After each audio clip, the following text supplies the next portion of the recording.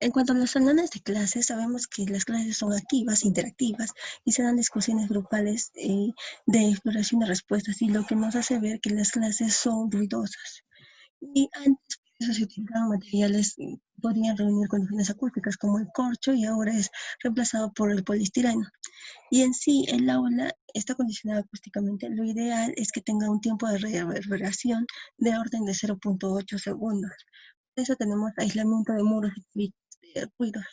Por ejemplo, en sistemas constructivos, que sabemos que podemos incorporar la lana de vidrio o la roca de alta densidad en sus interiores, ya que la onda acústica viene y se refleja dentro de esta cámara de aire, y podemos utilizarlo entre las mismas aulas o entre pasillos. Bien, tener en cuenta la contaminación acústica en la vía pública, ya que puede llegar hasta 100 decibeles, que provocan vibraciones y crean estrés en los alumnos. Pero aislamiento de superficies vibradas, que ver que los vidrios deben ser de distintos espesores para evitar coincidencia de la frecuencia, y es conveniente un tercer vidrio inclinado para evitar incidencias normales a su superficie. De esta manera vamos a tener una reducción de 31 decibeles o 33 decibeles o 39 decibeles. En cuanto al acondicionamiento acústico en el suelo, tenemos que tener en cuenta el suelo flotante, el cual es necesario tenerlo por aula y que no sea continuo. Esto para evitar posibles ruidos producidos por rozamientos de carpetas o pisadas y que no lleguen al piso inferior. Esto logra un aislamiento o un índice de unos 20 a 30 decibeles. Tratamientos absorbentes, por ejemplo, la espuma de poliuretano y los paneles acústicos, que logra un 39% hasta un 60% de absorción. Por ejemplo, en un colegio se dio un estudio, el tiempo de reverberación, como vemos, era de 3 segundos y era mucho mayor, pero luego, teniendo acondicionamiento, podemos ver la línea verde y vemos que el tiempo de reverberación es menor, es como a 1, pero sabemos que el óptimo es de 0.8. Entonces concluimos que el acondicionamiento acústico consiste principalmente en controlar cuál debe de ser el tiempo de reverberación adecuado, y también analizar la forma de las aulas para una mejor uniformidad en la recepción. Sala de cine. Sabemos que una sala cinematográfica ideal es aquella en la que todo el mundo puede ver y escuchar perfectamente. Tenemos que tener en cuenta la norma que establece una serie de criterios de diseño que deberán ser tomados en cuenta a la hora de diseñar una sala de cine.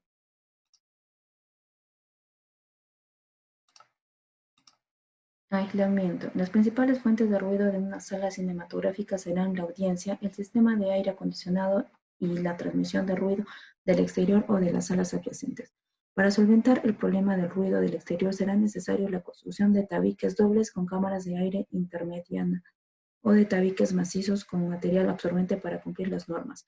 El ruido producido por los locales adyacentes será considerado como interferencia si es perceptible durante el 1% del tiempo como máximo. Para calcular el aislamiento es necesario tener en cuenta el criterio de las curvas STC, clase de transmisión del sonido, como podemos apreciar en la imagen.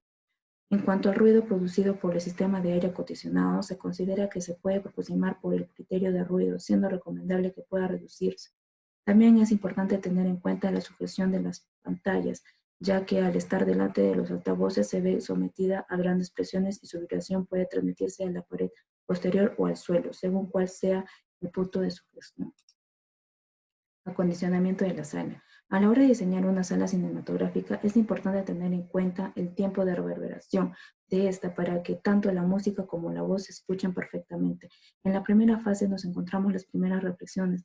La separación entre estas es grande y su estudio se ha de realizar siguiendo la teoría geométrica.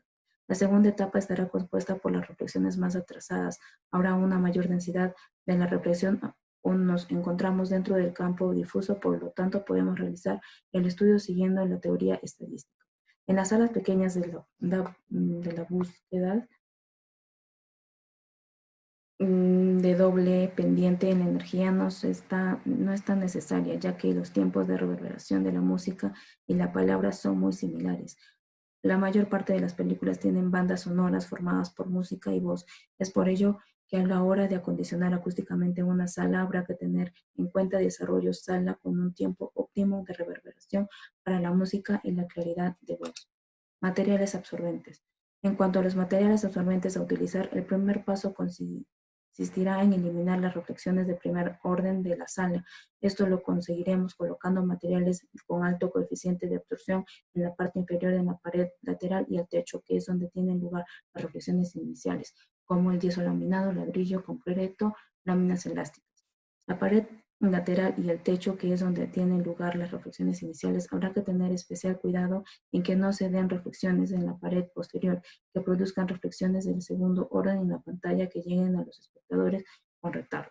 Respecto al suelo, habrá que tener en cuenta la absorción producida por tanto las butacas como las audiencias, y aún así se tratará como una moqueta para producir más absorción.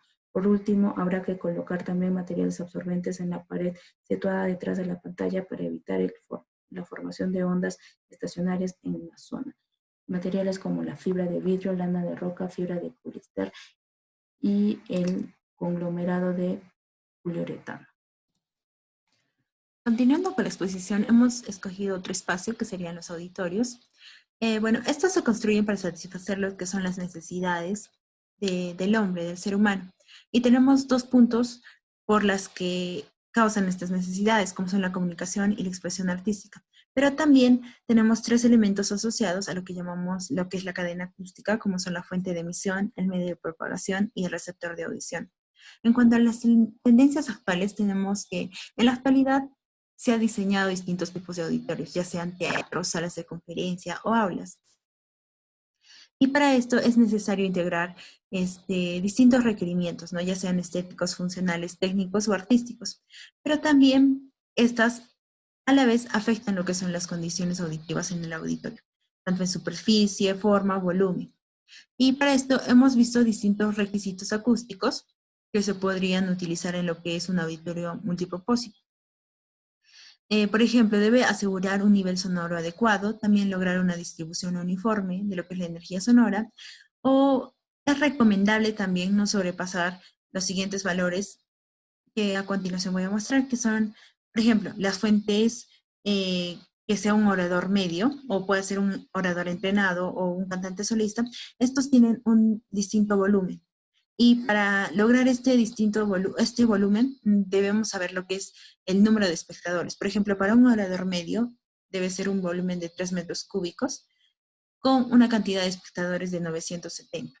En cuanto a los requisitos acústicos, continuamos con que deben tener óptimas características en cuanto a lo que son la recepción sonora, ¿no? Para poder favorecer a lo que es la audiencia y el requerimiento del orador, o también debe encontrarse libre de lo que son defectos acústicos. Entonces, ¿cómo lograr el nivel sonoro adecuado?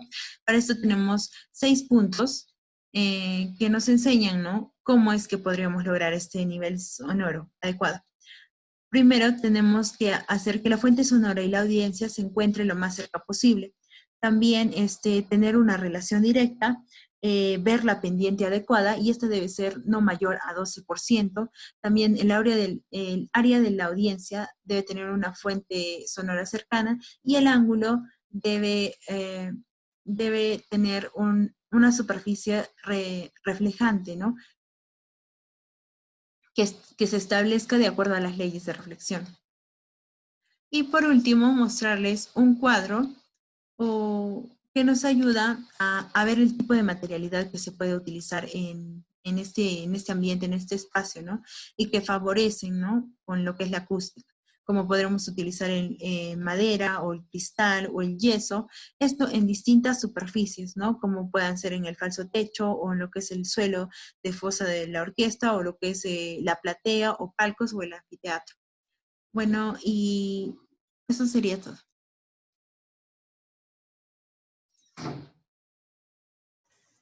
Bien, en este caso hablaremos del aislamiento acústico en un estudio de grabación. Para ello vamos a estudiar solo 3 fenómenos: sota, reflexiones primarias, caballo eco flotante y rey modos resonantes. En lo que es sota, habla más o menos de lo que es el rebote de los sonidos. En lo que es el caballo, habla de un poco del eco flotante que se fluye por el espacio. Y lo que es en ritmos resonantes, habla un poco de la interferencia de las ondas sonoras que van ida y vuelta cuando estas rebotan de un extremo de la sala a otro. Aquí vemos un poco, ¿no? Como cada una de ellas se va esparciendo en el espacio. Bien, para ello vamos a tomar 5 pasos fundamentales. El primer paso es determinar cuál va a ser el uso mayoritario que tendrá nuestro estudio. Bien, en este caso vamos a usar lo que es vamos a tener en cuenta si va a ser una sala de grabación un poco más amplia o una casa de grabación un poco más pequeña. En unos entran instrumentos más grandes y en otros entran instrumentos muy, muy cortos.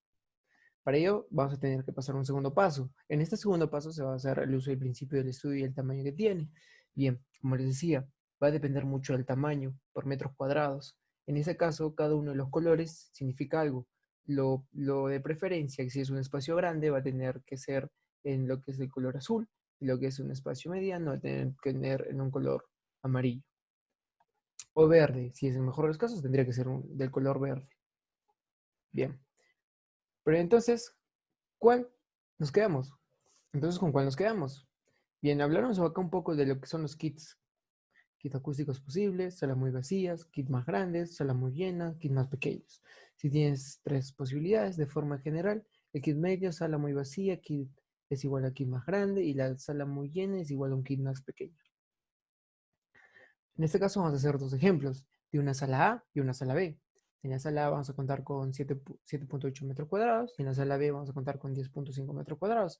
Aquí hablaremos más o menos de en la cuadrícula que les enseñé anteriormente, en qué color debería estar cada una de ellas, una más amplia y una más pequeña.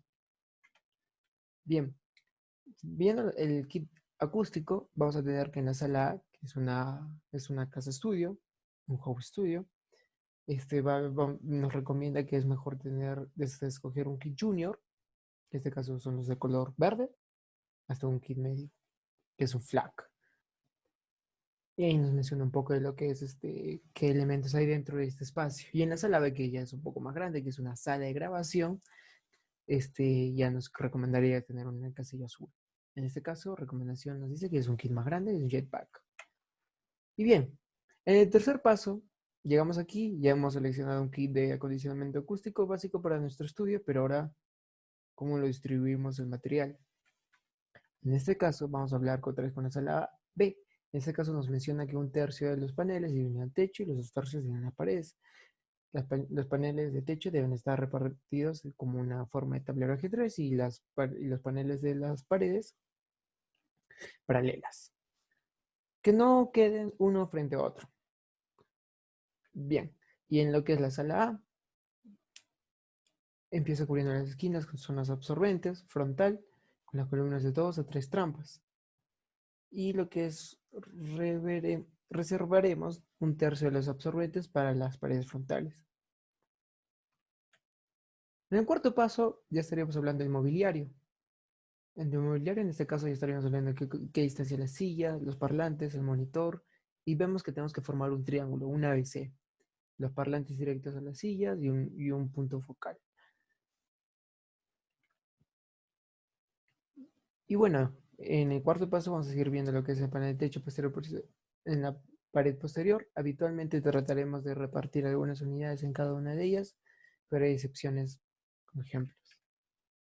Y en el quinto paso, ya terminaremos más detallado la distribución y montaje de cada uno de esos elementos, ¿no?